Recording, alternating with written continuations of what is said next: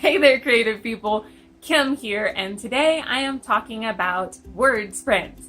Okay, so here's what I think of when I think of word sprints. I think of the writer getting ready and like hopping back and forth and all nice and warmed up, and then like I imagine like this fast head thrown back, like arms and legs pumping, like sweat dripping, you know.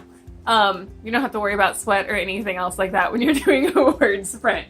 A word sprint is when you take a certain amount of time, let's just say 10 or 20 minutes, and you write as many words during that time as you can.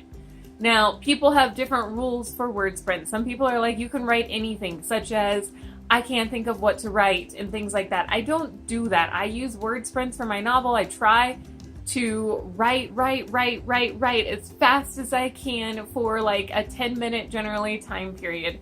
That's just a quick introduction to word sprints. My number one tip is to use a timer. This seems like a no-duh. You have to have something that tells you in a certain amount of time, whether it's 5 minutes or 10 minutes or 15 or 20 or 18, doesn't matter, how many words that you've got in that time period. So use some sort of a timer. I use a timer on my phone, and I'll put the app right here. It's just a meditation timer.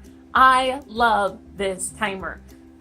It's on the home screen of my phone, so I cannot conveniently forget to write because it's there every time I open my phone. I love this timer. I've used it for about 4 months now. I have multiple presets set. I have a 5, 10, 15, and 20-minute presets. The two ones that I use most often are the 10-minute preset and the 20-minute preset. At the 10-minute preset, I have chime reminders at 5 and 9 minutes so that I have a 5-minute warning and then a 1-minute warning at the end.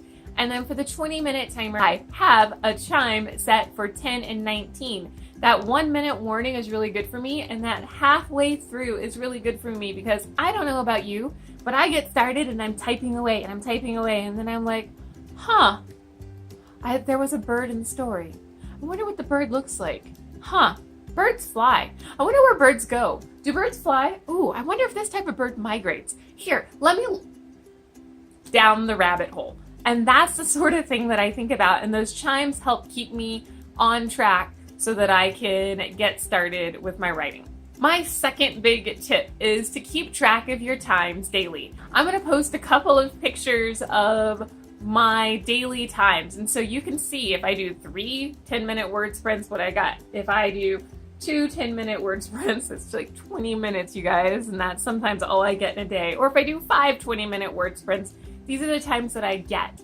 It's good for me to see improvements as time goes on. When I first started, I was not getting the same sort of numbers during my word sprints as I'm getting now. Now during a 10-minute word sprint, I can get between, on a bad day, it's like 160. But I can generally get between 200 and 300 on a good day for a 10-minute word sprint. And that is awesome. So I know that I'm writing quicker for this first draft, and really what my first draft is, it's words on paper, and that's all I need to get down. It's good for me to see the increase in the time. My warm-up sprint is always a whole lot less than later on in the times that I get.